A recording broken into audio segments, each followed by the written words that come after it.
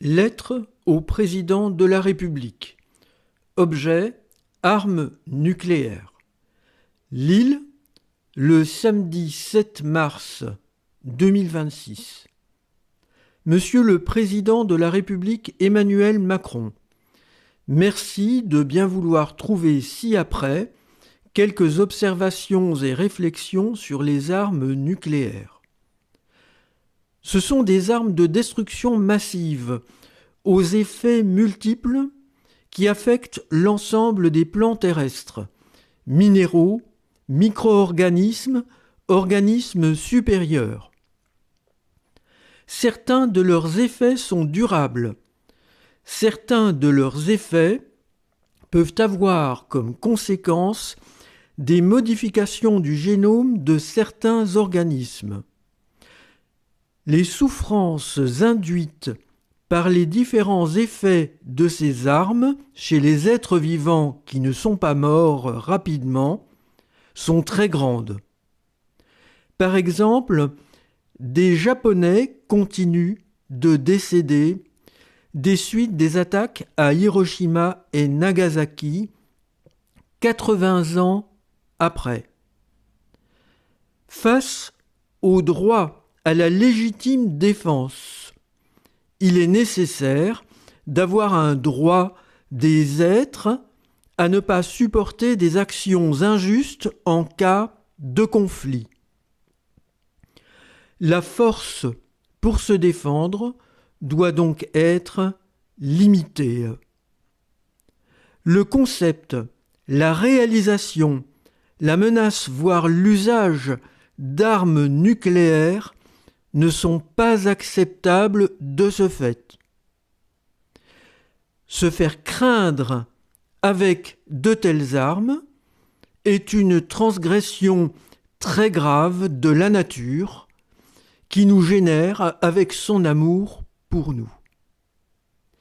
C'est, je le pense, une forme très grave de xénophobie.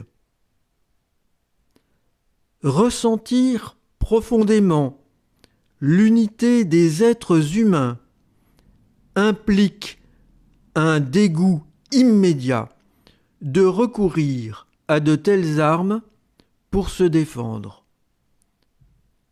Les formes pensées pathogènes se transmettent de culture en culture en jouant de la déconnexion plus ou moins forte des esprits avec l'instinct de préservation, ce dernier étant alors dévié. Une thérapie collective est possible. Construire la paix mondiale signifie rechercher des voies de guérison psychique et non pas l'inverse. La connaissance scientifique des champs de conscience est encore insuffisante, mais elle fait son chemin. Je pense à Rupert Sheldrake et à Jean-Pierre Petit, par exemple. L'influence entre les êtres humains se fait beaucoup par des trajets invisibles télépathiques.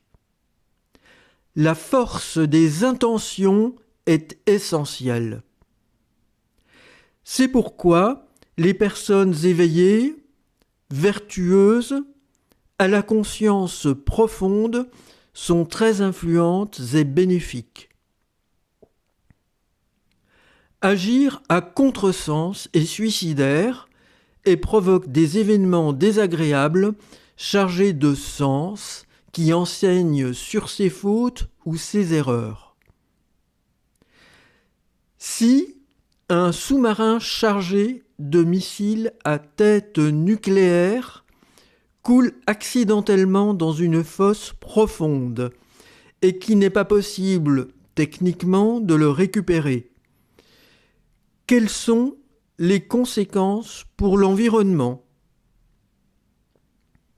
Enfin, l'affaire des ogives nucléaires déconnectées par un ovni, probablement d'origine extraterrestre, sur la base de Malmström, doit inciter à réfléchir sur la possibilité d'une domination extraterrestre en cas de risque imminent de conflit nucléaire mondial. J'ajoute que je ne comprends pas votre comparaison avec une cathédrale, là où vous avez prononcé votre discours récemment, car le Vatican condamne l'arme nucléaire. Je pense sincèrement que vous mélangez dangereusement des idées. La divinité du Vatican n'est pas, selon moi, la vraie divinité. Mais je pense que la vraie divinité, la source, condamne fermement les armes atomiques. Je vous demande quelle est votre représentation philosophique de la vie au sens fort du mot « aimer la sagesse ».